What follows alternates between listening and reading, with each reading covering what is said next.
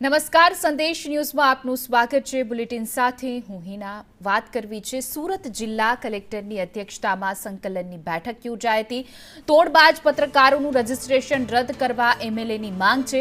કથિત પત્રકાર ધાક ધમકી આપી ખંડણી ઉઘરાવે છે। ધારાસભ્યનું કહેવું છે તો સંકલનની બેઠકમાં ધારાસભ્ય અરવિંદ રાણાની આ રજૂઆત છે। ધારાસભ્ય મનુ પટેલે આંતરિક રસ્તા બનાવવા પણ રજૂઆત કરી હતી તો મેયરે ગેરકાયદે ઝૂંપડાના દબાણો દૂર કરવા માટે પણ રજૂઆત કરી।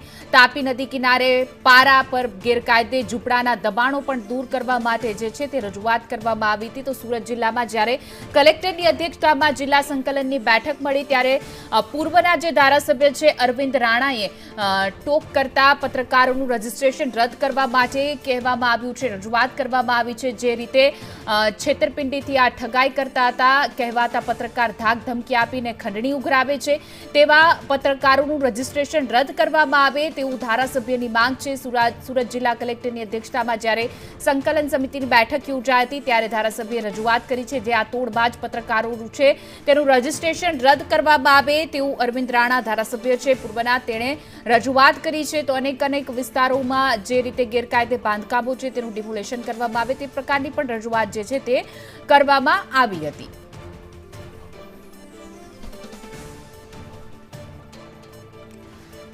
તો આપણી સાથે અમારા સુરતથી રિપોર્ટર મનીષ પરમાર સાથે ધારાસભ્ય અરવિંદ રાણા પણ જોડાઈ ગયા છે। જે મનીષ, ધારાસભ્યને પૂછશો કે તેમની રજૂઆત શું છે, કારણ કે જે રીતે તોડબાજ પત્રકાર છે તેનું લાયસન્સ હવે રદ કરવા માટે તેઓએ માંગ કરી છે। રાઇટ ટુ ઇન્ફોર્મેશન એક્ટ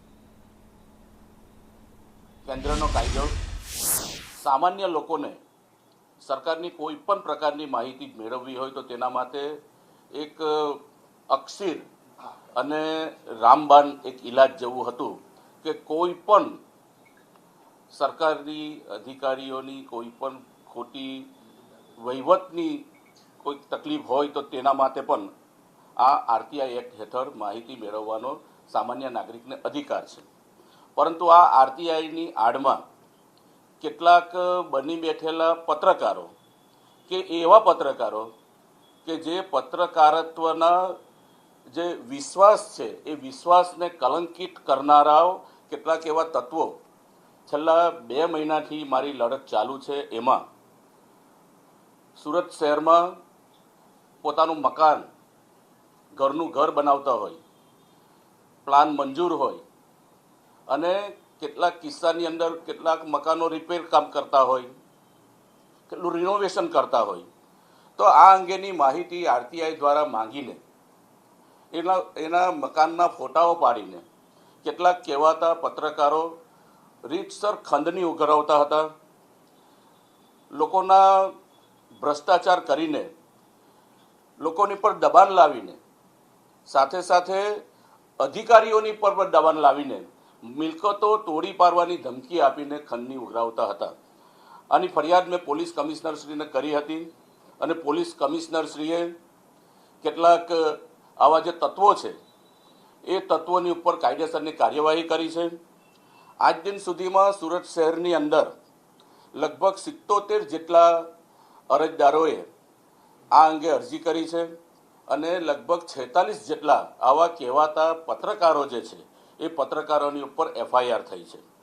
ગઈકાલે કલેક્ટર કચેરીમાં કલેક્ટરશ્રીની અધ્યક્ષતામાં જે સંકલન સમિતિ હતી એ સંકલન સમિતિમાં મેં રજૂઆત કરી હતી કે આ 46 જેટલા જે પત્રકારો છે, કહેવાતા પત્રકારો છે જેની ઉપર એફઆઈઆર દાખલ થઈ છે તે તમામ લોકોના જે કંઈક ન્યૂઝપેપરો છે એ ન્યૂઝપેપરોની ઉપર પાબંદી લગાવવી જોઈએ, એનું રજીસ્ટ્રેશન રદ કરવું જોઈએ અને એને પત્રકારોને આપેલા એક્રિડેશન જે કાર્ડ છે એ કાર્ડ પણ જપ્ત કરવા જોઈએ।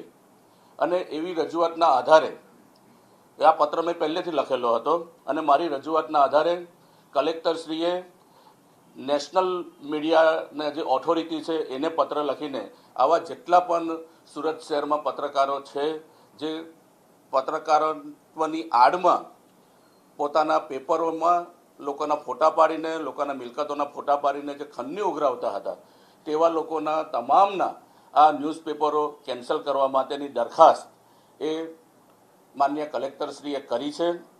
મારે નમ્ર વિનંતી છે દરેક સુરત શહેર અને રાજ્યના તમામ નાગરિકોને કે જે લોકો આવા તત્વોનો ભોગ બનેલા છે, આજે પોલીસ ખુલ્લા દિલે લોકોને આ રીતે આશ્વસ્ત કરી રહી છે અને જે કંઈક આવા તત્વો છે એ તત્વોને ઝેર કરવા માટે પોલીસ તંત્ર જ્યારે તૈયાર છે, ત્યારે આપશ્રીના ચેનલના માધ્યમથી મારે સૌ સુરતવાસીઓ અને ગુજરાતવાસીઓને મારે નમ્ર વિનંતી છે કે જે લોકોને આનો ત્રાસનો ભોગ બનવું પડેલું છે એવા લોકો પોલીસને ફરિયાદ કરે. પોલીસ અત્યારે આખા રાજ્યની અંદર સતર્ક છે અને આવા તત્વોની ઉપર પગલાં લેવા માટે પોલીસ તંત્ર, ગુજરાત સરકાર સતર્ક છે. તો આવું જે આરટીઆઈની આડમાં જે લોકો આવા કૃત્ય કરી રહ્યા છે તે લોકો કેટલાક તો જેલના સળિયા પાછળ છે અને કેટલાક લોકોના આ રીતે લાયસન્સો રદ થવાથી ભવિષ્યમાં આવો ઉપદ્રવ નહીં થાય તેના માટેની એક ચૂંટાયેલા પ્રતિનિધિ તરીકે જ્યારે રજૂઆતો આવતી હતી અને રજૂઆતની યોગ્ય જગ્યાએ સંકલન સમિતિમાં આ રજૂઆતના આધારે જે કંઈક પરિસ્થિતિ ઊભી થઈ છે એ પરિસ્થિતિમાં લોકો આજે આશ્વસ્ત છે. આભાર.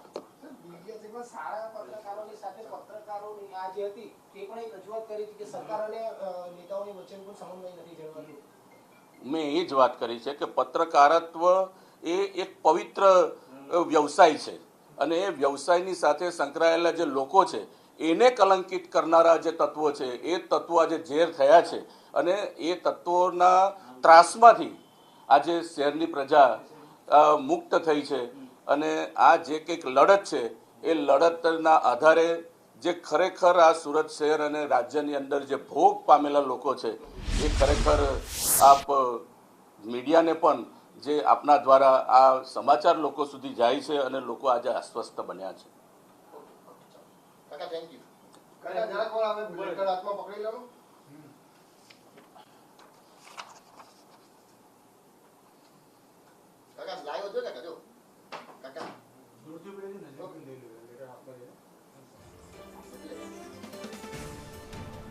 તો કથિત પત્રકારની જે ધાક ધમકી લઈને ખંડણી માંગવામાં આવે છે તેને લઈને ધારાસભ્યએ રજૂઆત કરી છે કે આ પ્રકારના બોકસ જે તબીબો છે અને જે કથિત પત્રકાર ધાક ધમકી આપીને ખંડણીઓ ઉઘરાવે છે તેવા પત્રકારનું લાયસન્સ રદ કરવું જોઈએ. સુરત જિલ્લા કલેક્ટરની અધ્યક્ષતામાં જ્યારે બેઠક મળી હતી ત્યારે ધારાસભ્ય અરવિંદ રાણાએ જે છે તે રજૂઆત કરી છે. સુરત જિલ્લામાં જે પ્રકારે આ કથિત પત્રકાર તોડકાંડ પણ સામે આવ્યો હતો તેને લઈને રજૂઆત કરવામાં આવી છે અને આવા પત્રકારોનું લાયસન્સ રદ કરવામાં આવે, તેની સામે કડક કાર્યવાહી કરવામાં આવે તેવું ધારાસભ્ય અરવિંદ રાણાએ જે છે તે રજૂઆત કરી છે અને પત્ર દ્વારા પણ રજૂઆત કરવામાં આવી છે.